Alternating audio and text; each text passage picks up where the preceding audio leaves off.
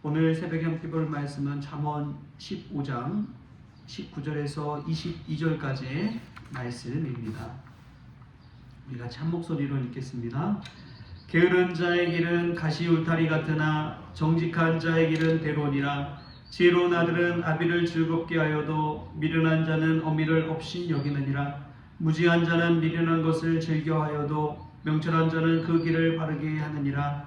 의논이 없으면 경영이 무너지고 지략이 많으면 경영이 성립하느니라. 아멘.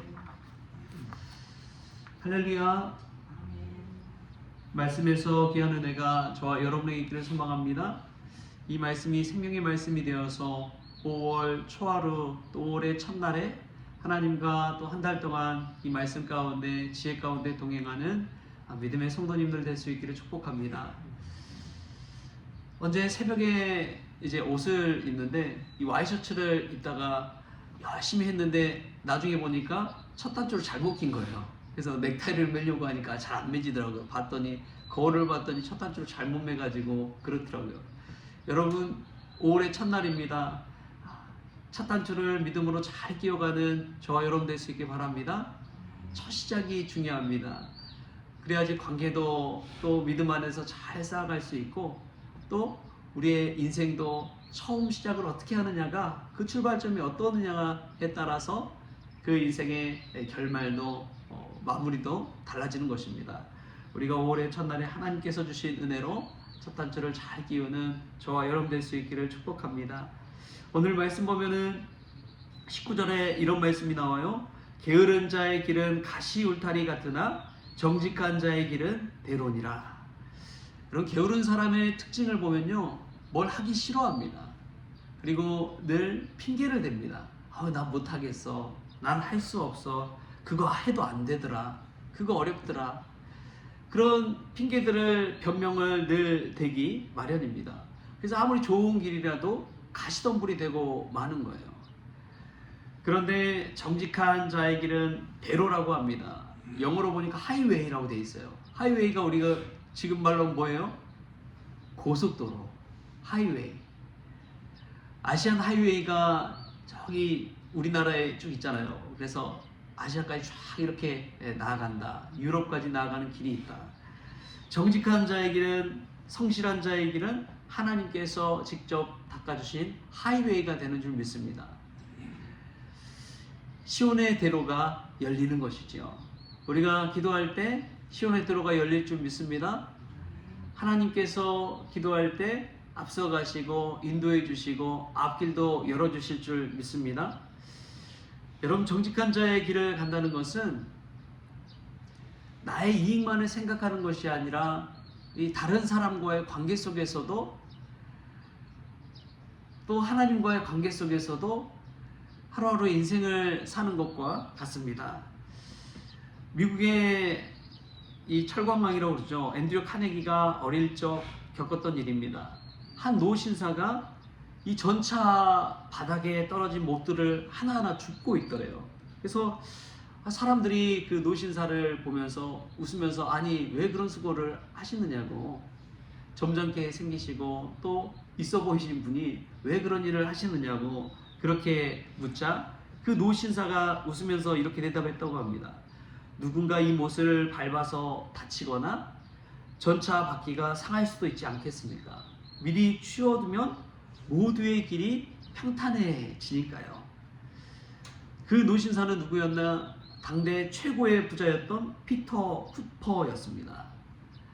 여러분, 그는 남들이 보이지 않는 곳에서 정직하게 자신의 유익만 구하는 것이 아니라 남의 길을 닦아주는 삶을 살았던 것이죠. 정직하게 흘린 그 땀방울 누가 보든지 안 보든지 살아가는 그 정직의 마음을 가지고 살아갈 때 하나님께서 하이웨이의 길을 우리에게 열어주실 줄 믿습니다. 그런 사람들에게는 신뢰가 있어요. 믿음이 갑니다. 그래서 어떤 일이든 맡기고 싶고 어떤 일이든 돕고 싶어하는 마음이 생겨나기 때문에 그렇습니다. 우리가 5월에 게으른 삶을 살지 정직한 삶을 살지 그 일로 말미암아 어떤 이들은 가시밭길을 걷지만 정직한 삶을 사는 자에게는 하이웨이가 펼쳐진다는 사실, 우리가 그 사실 생각하면서 보든지 안 보든지 어디 있었는지 정직하게 하나님 앞에 살아가는 우리 모든 믿음의 성도님들 될 수 있기를 축복합니다. 또 보면은 20절 말씀에 이런 말씀이 나와요. 20절 말씀 같이 한번 읽어볼까요? 시작. 지혜로운 아들은 아비를 즐겁게 하여도 미련한 자는 어미를 없인 여기느니라. 아멘. 여러분, 이 말씀을 한마디로 하면은 우리의 그 10계명 중에 내 부모를 공경하라 라는 말과도 일치할 수가 있습니다. 오늘 말씀에서 지혜의 척도는 부모님을 대하는 태도에서 찾을 수 있다고 이야기합니다. 부모님을 없인 여기는 자는 결국에는 자신의 근본을 잃어버린 자입니다. 자신 누구인지를 부정하는 자예요. 자신의 뿌리를 스스로가 꺾어버리는 자입니다. 그런 미련함은 결국은 인생의 방향을 잃게 만들어 버리는 것이죠. 그러나 반대로 부모님을 기쁘게 하는 자는, 그러한 지혜로운 자는 인생의 분별력을 얻어서 바른 길을 걷게 되는 것입니다. 여러분, 올바른 길이란 무엇일까요? 정의란 무엇일까요? 부모님을 기쁘게 하는 길이 정의인 줄 믿습니다. 부모님은요, 우리가 살아보지 못한 세월을 사신 분들이에요. 우리가 살아보지 못하고 겪어보지 못한 일들을 다 겪으신 분이에요. 그렇기 때문에 어떤 일을 앞두고 있을 때 여러분, 부모님에게 한번 상의해 보십시오. 아빠, 엄마, 내가 이런 일을 앞두고 있는데 어떻게 하면 좋을까요? 어떻게 하면 좋을까요? 그런 것들을 한번 상의해 보십시오. 그럼 부모님이 우선 너무나 기뻐합니다. 자식이 자기에게 조언을 구했다는 것 자체가 부모님이 얼마나 행복한 일인지 몰라요. 그 문제가 어떤 일이든 상관하지 않아요. 얼마나 기뻐하는지 모릅니다. 그런데요, 우리 육신의 부모님뿐만이 아닙니다. 하나님 아버지도 마찬가지인 줄 믿습니다. 믿음의 자녀들이 하나님 앞에 기도하며 강구하며 나아갈 때 하나님이 기뻐하시는 것입니다. 그래, 내 딸아, 내 아들아, 내가 너에게 지혜의 말씀을 들려주겠노라. 하나님께서 말씀하여 주시고 깨닫게 하여 주시고, 또 우리가 알지 못하는 그 모든 것들 우리 하나님 아시잖아요. 그래서 우리 앞길을 열어주실 줄 믿습니다. 그래서 그 길이 바른 길이 되는 것이죠.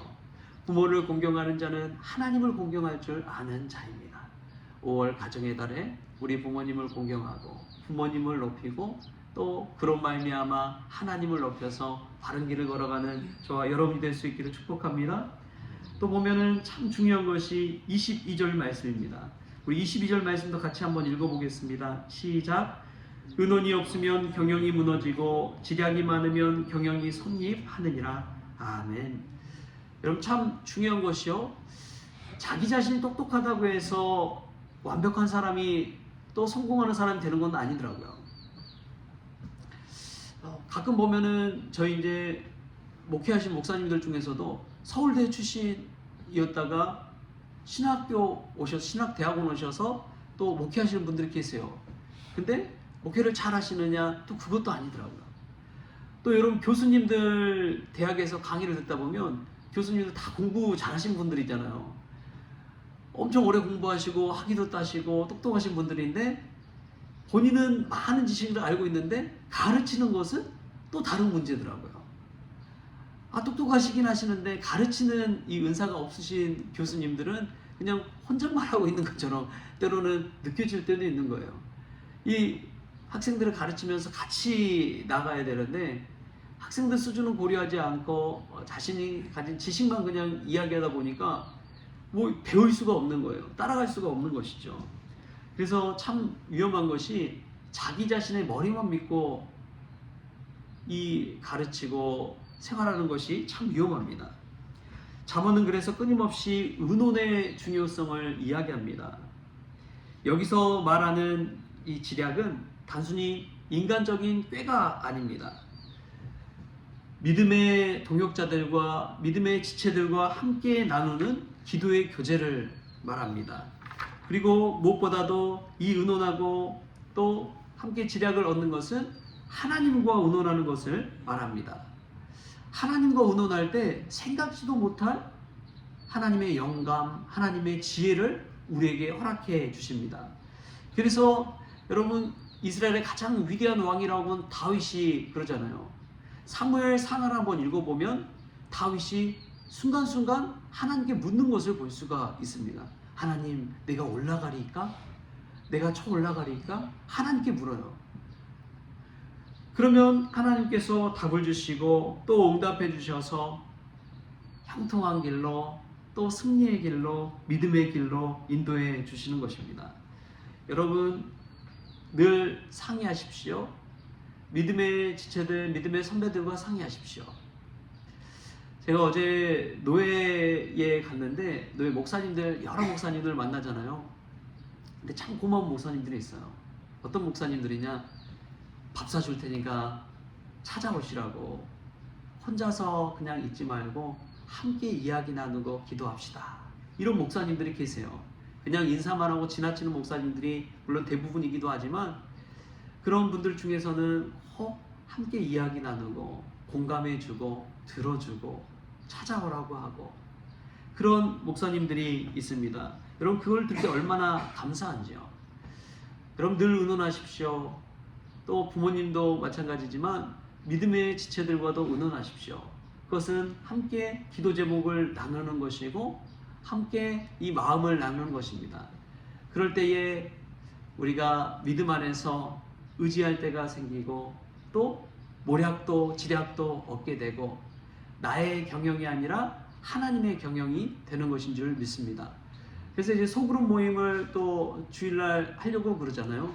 구역 모임을 하면서 서로 기도 제목을 나누고 믿음의 지체로서 하나 될 때 하나님께서 경영하심을 보게 될 줄 믿습니다. 정말 부흥하고 성장하고 은혜로운 교회들을 보면요, 이 구역 모임이 잘 돼 있어요. 이 작은 모임이 잘 돼 있습니다. 그런 교회는 나중에 뭐 담임 목사님이 바뀌거나 뭐 큰 교회에 문제가 생기거나 그래도 구역이 똘똘 뭉쳐 있으니까요, 작은 교회로서 이 교회 안에 있으니까요, 든든히 세워지더라고요. 여러분, 구역 모임에 꼭 참여하십시오. 구역 모임에 열심을 내십시오. 그 소그룹 모임에서 주시는 하나님의 지략과 은혜가 있습니다. 누가도 상의하지 못할 일을 함께 기도 제목으로 나눌 때 하나님께서 부어주시는 은혜가 있는 줄 믿습니다. 여러분, 겉돌지 마십시오. 오히려 그 안에 들어가서 함께 어우러질 때 믿음의 새 겹줄이 쉽게 끊어지지 않는 것처럼 하나님께서 우리를 붙잡아 주시고 믿음으로 세워주시고, 평소 때는 잘 모르지만 정말 힘들 때 옆에서 기도해주는 사람 다 붙어서 기도해주면 여러분 얼마나 힘이 되는지 모릅니다. 얼마나 감사한지 몰라요. 우리가 그렇게 믿음의 구역을 세워가고 서로 의논함으로 지략의 사람, 지혜의 사람들로 세워질 수 있기를 주신 예수님의 이름으로 축원합니다. 기도하시겠습니다. 주신 하나님, 감사합니다. 오늘 또 게으른 삶을 살아 가시 울타리 같지 아니하고 하나님 안에서 정직한 삶을 살아 믿음의 하위를 걸어가는 저희들 되기를 원합니다. 부모를 공경함으로 말미암아 하나님 공경을 배우게 하여 주시고, 부모님 상의함으로 말미암아 하나님께서 주시는 지혜도 누리게 하여 주옵소서.